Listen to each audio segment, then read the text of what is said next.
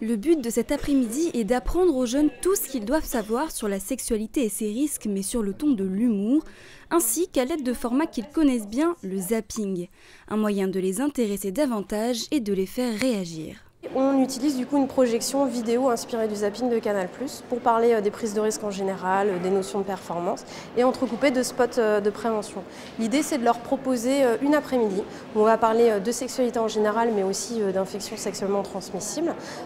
sous le ton un petit peu de l'humour, de la décontraction et d'essayer de varier un petit peu les messages et de les intéresser au sujet. Tester leurs connaissances, interagir avec eux, c'est ce que permettent les quiz et ateliers mis en place par l'association,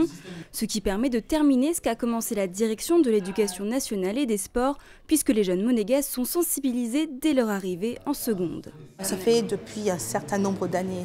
quasiment une quinzaine d'années, que nous faisons des modules de prévention contre le VIH-Sida. Elles se sont enrichies au fil des années parce que nous avons dû évidemment suivre l'évolution de cette jeunesse, donc à la fois au niveau des mentalités et surtout au niveau de leurs pratiques. Donc on essaye d'être toujours en accord avec ces jeunes et du coup les acteurs ont répondu présents pour faire des actions efficaces et c'est pour ça que nous avons la chance de ne pas avoir de jeunes à l'heure actuelle qui sont contaminés sur Monaco. Malgré la transmission rapide des informations par le biais d'Internet, les jeunes ont quand même quelques lacunes auxquelles Solidarité Sida souhaite remédier. En fait, cette information, elle n'est pas toujours très bien maîtrisée et c'est pour ça que c'est important dans un programme de prévention et ce que fait très bien du coup l'éducation nationale de Monaco, de pouvoir proposer aux jeunes d'avoir plusieurs séances